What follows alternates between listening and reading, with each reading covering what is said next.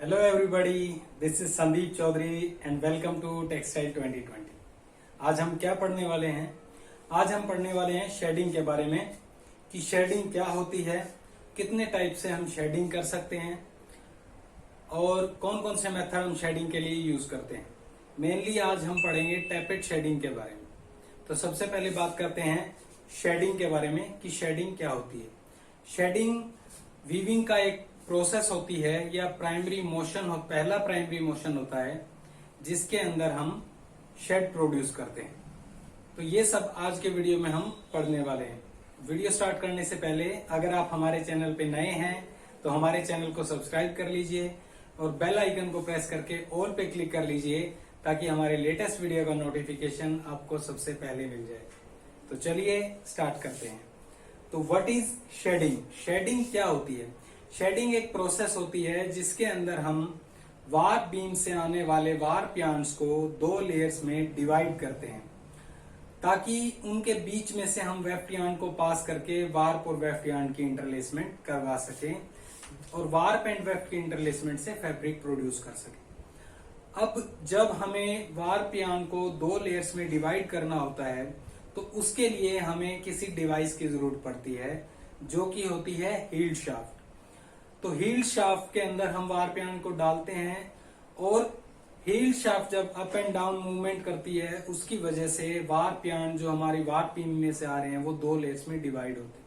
Heeled shaft को control करने के लिए जो मैकेनिज्म हम यूज करते हैं उस मैकेनिज्म को बोलते हैं शेडिंग मैकेनिज्म। तो वो मैकेनिज्म हील्ड शाफ्ट की मूवमेंट को कंट्रोल करता है कि कौन सी हील्ड शाफ्ट कब ऊपर जाएगी और कौन सी हील्ड शाफ्ट कब नीचे आएगी। जब हील्ड शाफ्ट ऊपर और नीचे होती है उसकी वजह से वार्प यार्न दो लेयर्स में डिवाइड हो जाते हैं।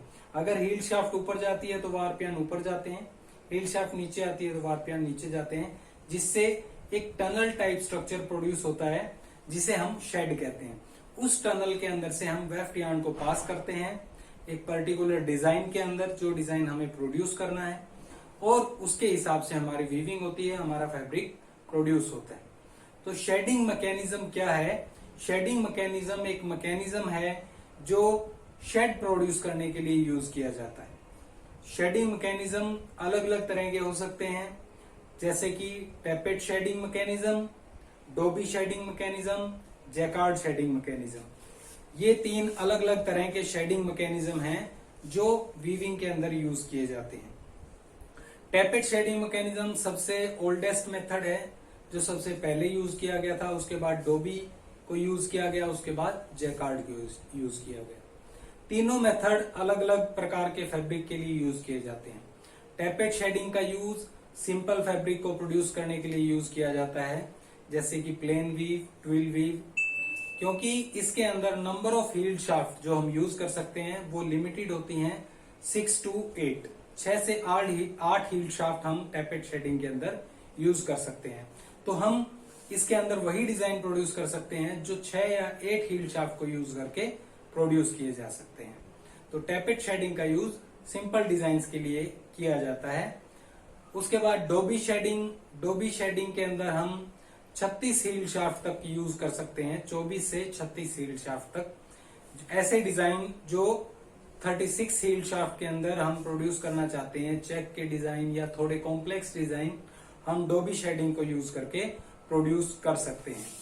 डोबी शेडिंग ज्यादा हील्ड शाफ्ट को कंट्रोल कर सकती है, इसलिए हम इसके अंदर टैपेड शेडिंग से थोड़े कॉम्प्लिकेटेड डिजाइन प्रोड्यूस कर सकते हैं। अगर हमें इससे भी बड़ा डिजाइन प्रोड्यूस करना है, जैसे बेडशीट के डिजाइन है, कारपेट्स के डिजाइन है, कर्टेन्स के डिजाइन है, मतलब ऐसे डिजाइन जो बहुत ज्यादा कॉम्प्लिकेटेड हैं, जिनका रिपीट साइज काफी बड़ा होता है, उनके लिए हम जैकार्ड शेडिंग का यूज करते हैं। जैसा कि आप डायग्राम में देख पा रहे हैं, जैकार्ड शेडिंग के अंदर हम कोई हील्ड शाफ्ट का यूज नहीं करते, उसके अंदर सिर्फ हम हार्नेस कोड का यूज कर सकते हैं।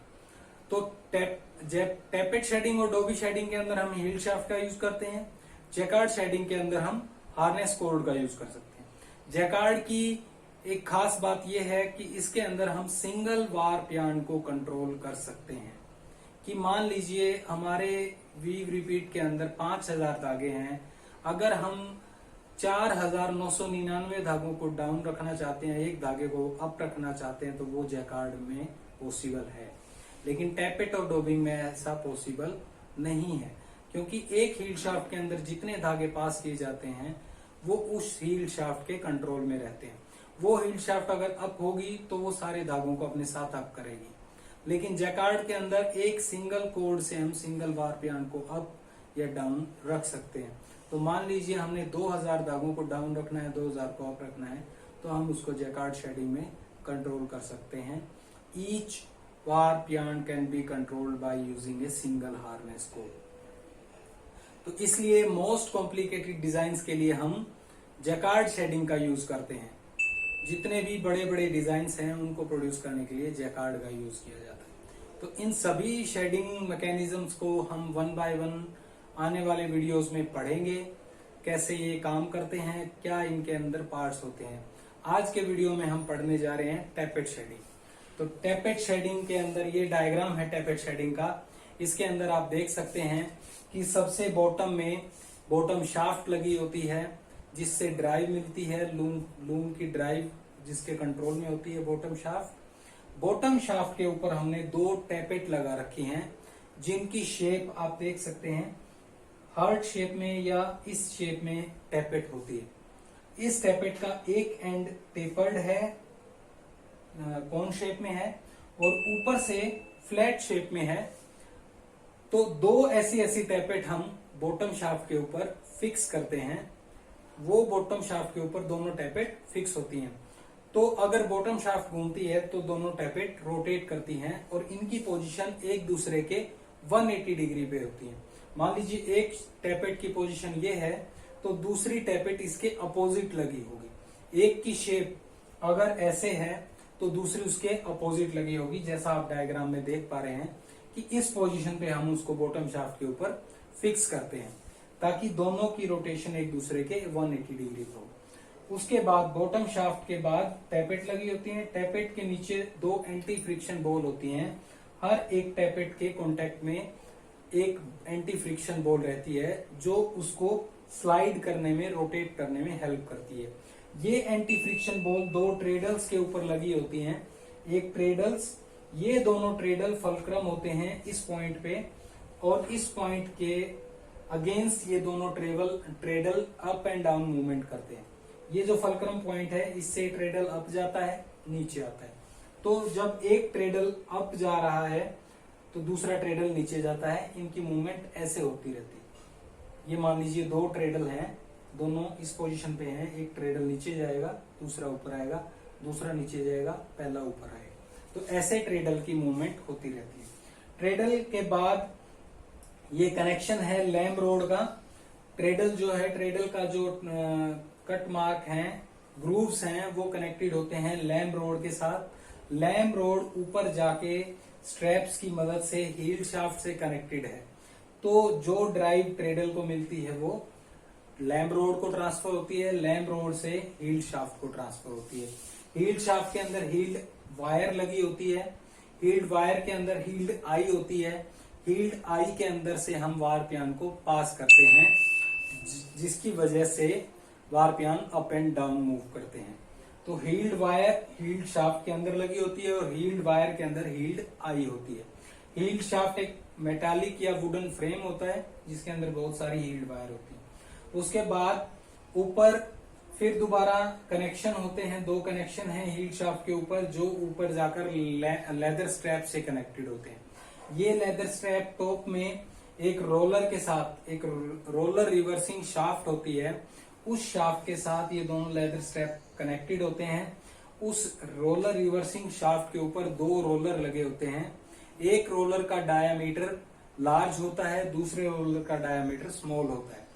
तो ये दोनों रोलर उस शाफ्ट के ऊपर रोटेट करते हैं, ऐसे इस प्रकार से रोटेट करते हैं। जब एक लेदर स्ट्रैप नीचे आ रहा होता है तो दूसरा ऊपर जा रहा होता है उस रोलर के अगेंस्ट। जैसा कि आप डायग्राम में देख रहे हैं मूवमेंट, ये ऐसे इनकी मूवमेंट होती है। एक ऊपर जा रहा है, दूसरा नीचे आ रहा है। जो ऊपर जा रहा है उसका लेदर स्ट्रैप रोलर के ऊपर वाउंड हो जाता है, दूसरे का अनवाउंड हो जाता है।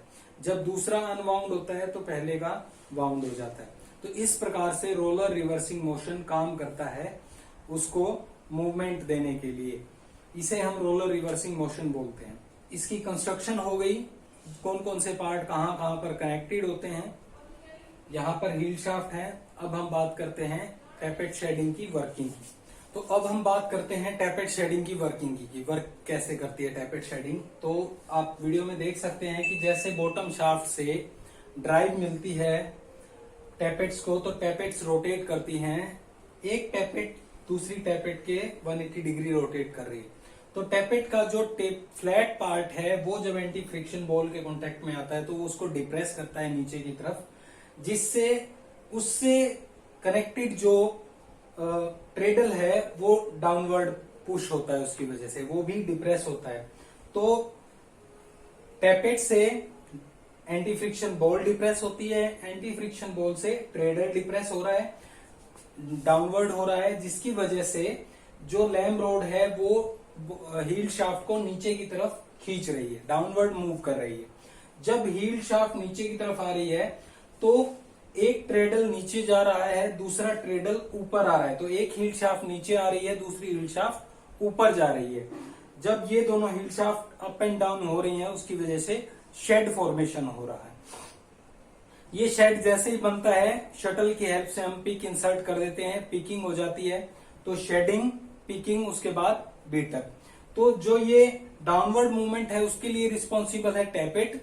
और फिर जब हील शाफ्ट बिल्कुल नीचे आ चुकी है उसके बाद दोबारा जब अप जाना है तो उसके लिए रिस्पॉन्सिबल है roller reversing motion. Roller reversing motion, तो roller reversing motion heald shaft को ऊपर लाने का काम कर रहा है।